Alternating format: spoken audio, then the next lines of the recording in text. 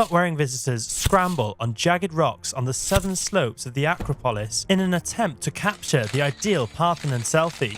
Watch out, watch out, watch out, watch out! The city's main plazas are packed.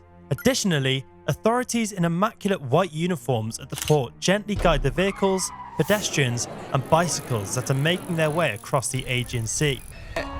Hey, I'm on vacation every single day because I love my occupation. Athens is experiencing a scorching summer, and the country's travel sector is booming. But it doesn't seem like a modest Greek citizen is enjoying the shiny summer. Let's find out why. Greece is situated in southeast Europe on the southernmost tip of the Balkan Peninsula, which extends southwards from the Pannonian Plain and is incredibly rugged. The Peloponnesian Peninsula, which formerly crowned the Greek mainland, is today a similarly untamed island divided by the man-made Corinth Canal. It has a large number of islands, roughly 6,000 in total, that make it easy to identify on a map. It boasts the 10th longest coastline in the world, surpassing that of Italy, the United Kingdom, and Mexico, thanks to its unique blend of islands and rocky peninsula shoreline. Greece's location has been both a benefit and a burden all through its long history. It's like a double-edged sword, so take care. Watch out, watch out, watch out, watch out! First, its location has allowed it to rule the known Western world for a significant amount of ancient European history, thanks to a mix of maritime access and difficult topography. These were ideal conditions in antiquity for a marine city-state culture focused on trade, one that was hard to overthrow by stronger rivals on ground. This region gave rise to the first great civilization in the West, Athens, and its first empire, ancient Macedonia.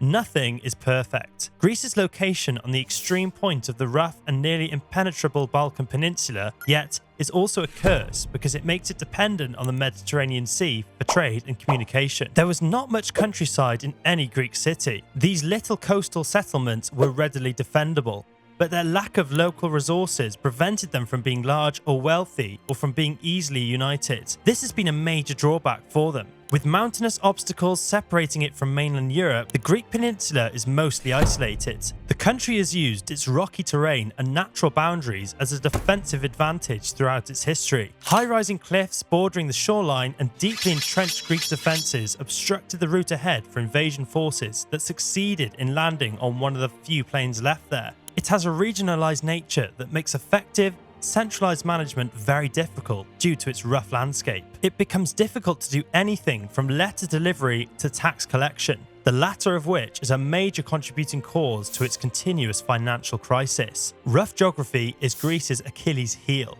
If you like the video so far, please consider liking and subscribing to the channel. Greece's economy grew quickly in the years following World War II, but it has continued to be among the least advanced in the EU. The nation has little natural resources, and industrialization has progressed slowly generally. The economy's two pillars are shipping and tourism. Due to several economic issues, such as a debt crisis in the early 21st century, Greece has benefited greatly from financial assistance from the International Monetary Fund, IMF, and the European Union, EU. They saved the day.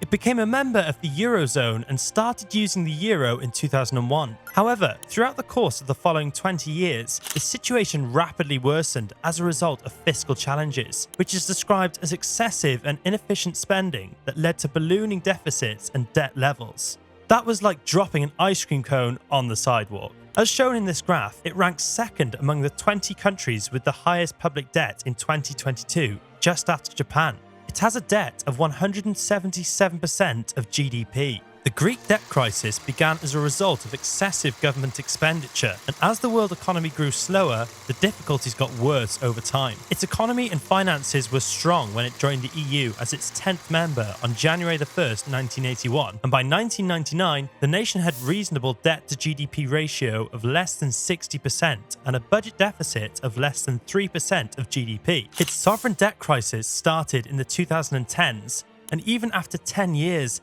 the nation's economy hasn't entirely recovered, partly because of more recent COVID-19 related problems. It has until 2060 to repay its debts. Hey, I'm on vacation every single day, cause I love my occupation. Even though the country received its final formal financial bailout in 2018. In Greece, even the ATM machines have a sense of humour. They always seem to run out of cash when you need it the most. Before we continue with the dark side of this country, let's see what makes it one of the most industrialised nations. Greece's industrial growth has been impeded by a scarcity of energy supplies. Good quality coal reserves are non-existent, while natural gas and petroleum resources are few. They're like a needle in a haystack. The primary energy sources are water power and lignite, a low-quality kind of coal. There are lignite deposits in Euboea and the Peloponnesus, although the majority is in its northern part. Resources for water power are concentrated in the west. In the northeast, a tiny quantity of natural gas and oil are extracted. About 15% of the people there are employed in the manufacturing sector.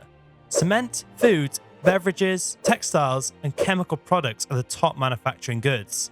Athens' industry and Piraeus port produce a wide range of manufactured goods. Furthermore, Volos on the east coast of Thessaly is home to one of the biggest cement manufacturers in the world. One important industry sector is shipping. Many Greek dynasties, most notably the Onassis, Niarchos, and Livanos families, have built fortunes in shipping. They must have raked in the dough from shipping profits. Despite being a significant supplier of foreign exchange, the shipping sector is very susceptible to declines in global economic activity. The banking industry, commerce, tourism, and other service-related industries now make up the majority of Greece's economy. Services constantly constitute the major part of its GDP, almost 70% of the GDP from 2012 to 2022.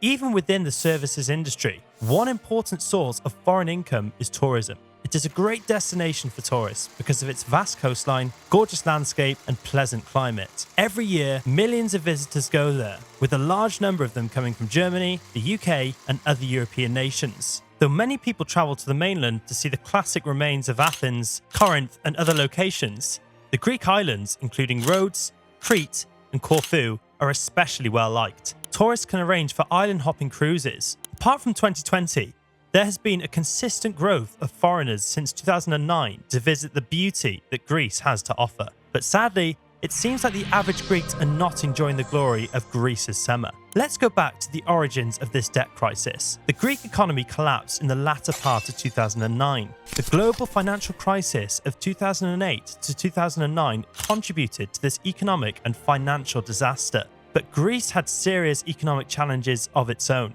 The government's excessive borrowing and dishonest accounting, which had concealed the full magnitude of the government's enormous debt, were the main causes of the difficulties. I mean, they should have known that money doesn't grow on trees, right? Harsh austerity measures, such as significant tax rises and expenditure reductions by the government, were insufficient to save the economy from financial crisis. Fearing the collapse of the euro currency zone, the EU and the IMF intervened in 2010 with massive credit measures. Greece was obliged under the packages to impose more austerity policies. Protests were common as a result of these policies, which the people of the nation found to be highly disliked. Of course they are. The government there want to keep a tight grip on people's purse strings. In European politics, it's typical to hear the expression, "fix the roof when the sun is shining." Although the phrase is vague, its meaning in European political economics is clear. In prosperous times, nations should practice austerity, which entails raising taxes and cutting spending, in order to be able to increase their debt to GDP ratios in hard times. This proverb often returned to haunt Europe during the Greek economy's turbulent debt crisis